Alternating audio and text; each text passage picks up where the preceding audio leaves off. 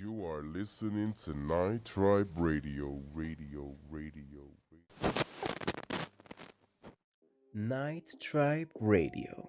Welcome to Radio 1008. You will enjoy your evening with your boy K, your boy Flex, your boy Talon G's Awake, and your boy Ravens. Midnight Confessions and Late Night Confessions will be every weekend throughout every second month. I hope you will enjoy. I'll see you at Night Tribe Radio. Hey yo messieurs dames, c'est Kay de Night Tribe Radio et ce soir je suis avec vous en solo et je vous souhaite la bienvenue dans l'épisode 1 du storytelling. Alors je vous explique pour faire simple, le storytelling ça va être quoi? De temps en temps, de temps à autre, en dehors des autres émissions qu'on va proposer sur Night Tribe Radio, en fait il y aura une émission qui va s'appeler storytelling. Et ce sera soit en solo, soit avec d'autres personnes, ce sera souvent en solo je pense. Où moi je vais vous raconter une histoire, ou quelqu'un d'autre dans le groupe peut vous raconter une histoire d'un truc qui nous est arrivé, qu'on a vécu, ou qui nous tient à cœur, ou peu importe. Et du coup c'est un peu ça l'objectif, et puis si ce format après il vous plaît, on peut le poursuivre, sans problème. Et du coup, ce soir j'ai envie de vous parler d'un manga qui me tient très à cœur. Je pense pas que beaucoup de gens connaissent, et si vous connaissez, dites-le moi dans les commentaires, je suis curieux. Donc c'est un manga qui a été écrit par Yuki Urushibara et ce manga il s'appelle Underwater, le village immergé. Yuki Urushibara, né le 23 janvier 1974 dans la préfecture de Yamaguchi au Japon, mais qui possède également un nom de plume, Soyogo Shima. Et cette Yuki Urushibara, elle sera connue avant tout pour un manga que je pense que beaucoup connaissent qui s'appelle Mushishi. Oui, il y aura eu 10 volumes, il y aura même eu une série culte qui est sortie.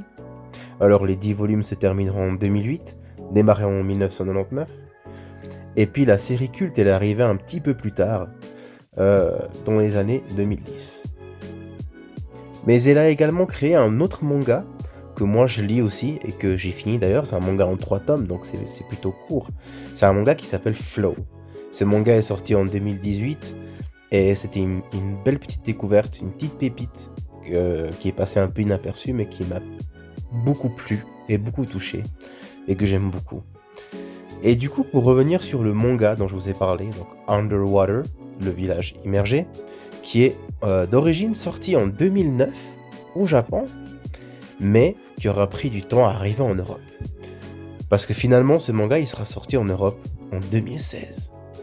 Et le peu d'informations que moi j'ai par rapport à cette sortie en Suisse, c'est qu'il y a eu une interview qui avait été faite il y a 9 ans de Payo pour la présentation de ce manga-là. Alors Yuki Urushibara n'était bien évidemment pas dans l'interview, mais l'interview se passe avec Zelda Chauvet. Et puis, si vous souhaitez, je peux vous mettre le lien sous la vidéo. Donc sans autre, vous pourrez aller voir après. Pour revenir justement à ce manga-là, ce manga, en fait, il a été dur à trouver pour moi parce que je l'ai découvert que à peu près 7 ans après sa sortie initiale, donc en 2022. Et enfin ouais, 6 ans, excusez-moi, 6 ans. Et en 2022, quand j'ai découvert qu'il y avait ce manga-là, il m'a piqué la curiosité. Pourquoi? Parce que déjà, le format est plus grand que la norme des mangas de base. Et en plus de ça, c'était une version brochée, dont le carton de la couverture, elle a un peu quand on touche avec la paume des doigts, on peut ressentir des creux, et puis ça a été comme taillé dans le papier, en fait, si je peux dire comme ça. Et du coup, j'ai appelé des dizaines, des quinzaines de magasins pour savoir s'ils l'ont, et partout on m'a dit que non, ce manga ça fait déjà depuis très longtemps qu'il est plus en vente, et je pense que déjà à l'époque il était en vente probablement, de ce que j'ai cru comprendre d'après un entretien que j'ai eu, disponible il était de 2016 à 2018, et puis ensuite il n'y a pas eu de reproduction ou quoi que ce soit. Et du coup, je l'ai cherché sur internet partout, j'ai regardé, il n'était pas disponible. Et du coup, j'ai commencé à me dire, bon, bah, c'est peut-être un manga que je verrai jamais. Et j'ai même pas trouvé de version japonaise, pour vous dire. Mais finalement, après plusieurs mois de recherche, donc à peu près 3-4 mois de recherche, euh, j'ai fini par tomber sur un magasin qui s'appelle Tanigami. C'est à Lausanne, au Petit Chêne. Enfin, c'est pas tout à fait la rue du Petit Chêne, mais si vous descendez au Petit Chêne, vous allez le trouver facilement. Et du coup, je suis allé là-bas, puis j'ai discuté un peu avec les personnes là-bas, puis je leur ai dit que je cherchais ce manga-là. Et d'ailleurs, c'est pas la seule fois que j'ai réussi à trouver un manga à travers eux qui était extrêmement dur à trouver. Pour l'autre manga, ce sera pour un autre épisode.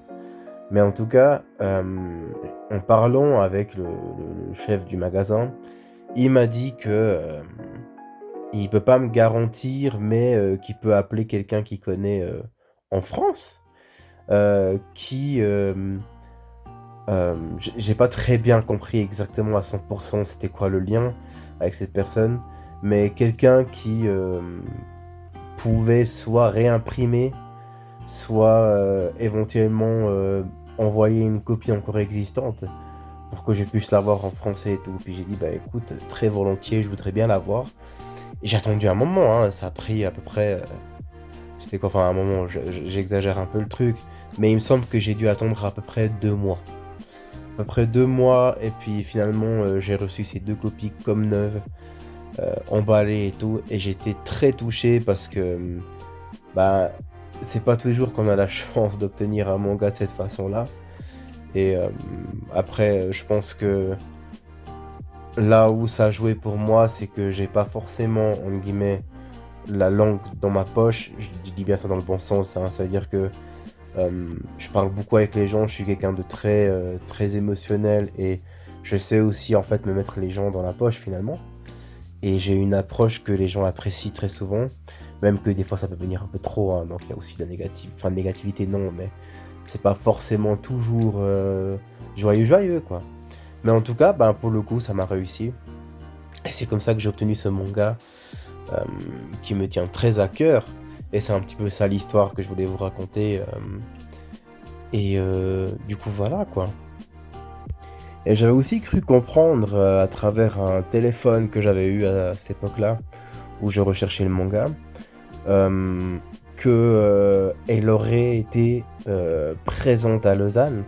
Sauf que je n'ai jamais trouvé aucun détail, ni une information ou une photo qui prouve qu'elle ait été même en Suisse.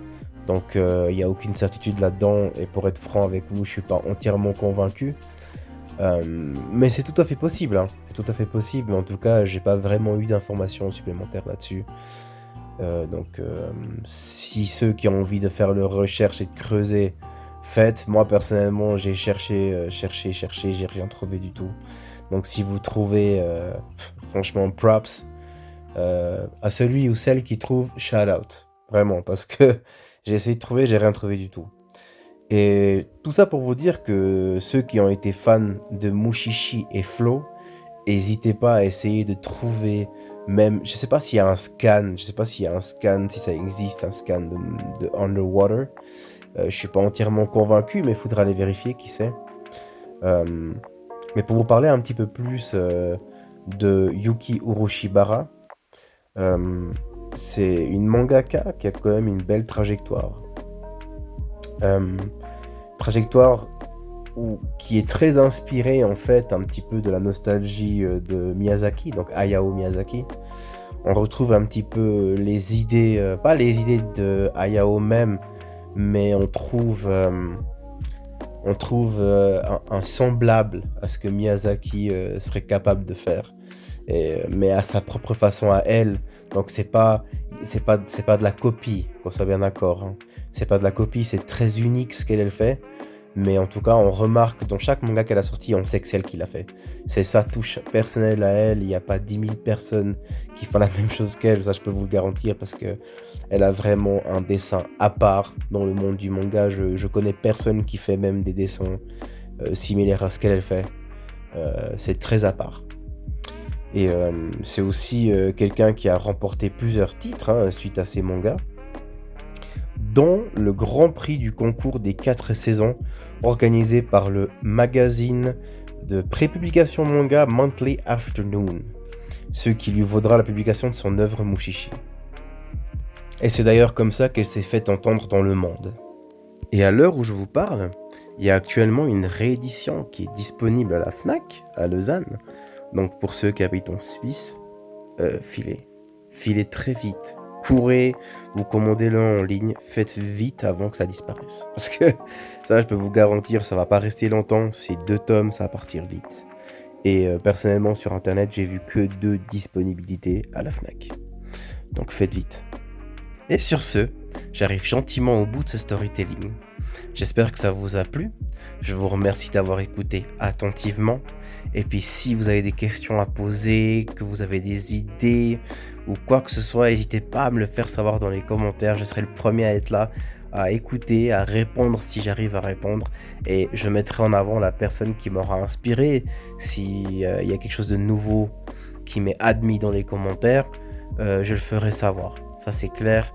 Et du coup voilà, j'espère que vous avez passé un bon moment avec moi. Et si ce format vous a plu, on pourra le refaire, faites-le moi savoir. Et du coup je vous embrasse. C'était K, The Night Tribe Radio. À la prochaine les amis. Peace.